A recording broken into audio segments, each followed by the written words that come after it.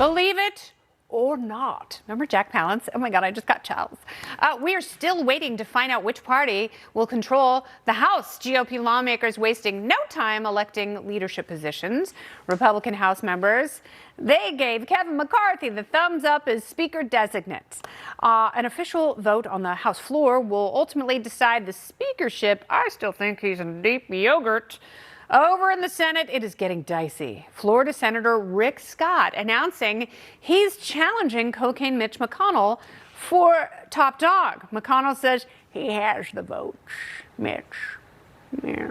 I think it's pretty obvious we may or may not be voting tomorrow. But I think the outcome is pretty clear. I want to repeat again. I have the votes. I will be elected. The only issue is whether we do it sooner or later.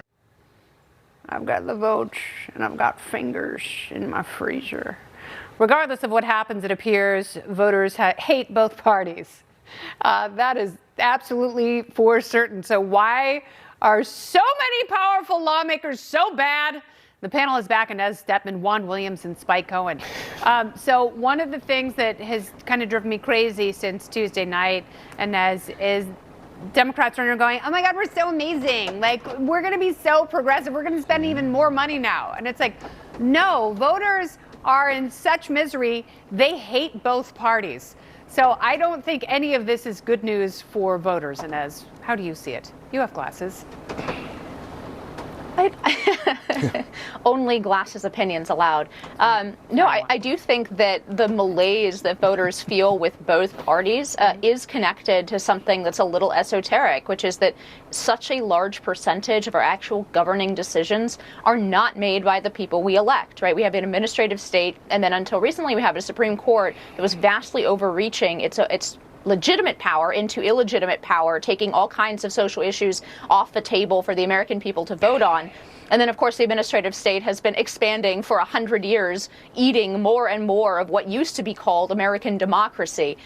So I think part of the reason that we have this malaise is and feel like nothing changes no matter who we put in Washington is because it actually, to some extent, doesn't matter. There's so many unelected bureaucrats in Washington who are permanent, who never lose their jobs, who have political opinions, and are really hard to control by our supposed elected officials that we're supposedly voting for. And I think that that's a good reason. They may not be articulated that way, but that feeling of nothing ever changing, I think that has a lot to do with that underlying structural reality that we're no longer really a constitutional republic. We're governed by bureaucrats.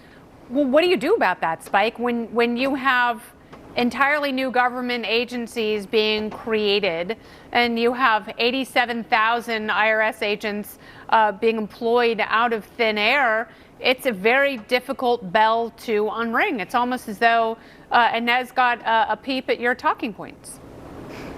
Yeah, I was going to say, I feel like she already said what I was going to say. But to answer your question, it's actually very simple. We have to do the opposite of what got us here. Congress, as Inez said, has abdicated their responsibility, increasingly so over the decades, to this administrative state, to this growing number of alphabet soup agencies. They give more and more authority and control, more and more deference to whoever is holding the presidential pen and phone at the time. And it doesn't matter which side is in charge. So the only way to do that is to replace all of them with people who will roll the power back and put it back in the hands of Congress where it belongs. I'm going to make a very bold wager here, and anyone who wants to bet against me here feel free to reach out to me on social media. It doesn't actually matter who the next Speaker of the House is. It doesn't actually matter who the next majority or minority leaders in the House and Senate are. The government's going to continue to grow.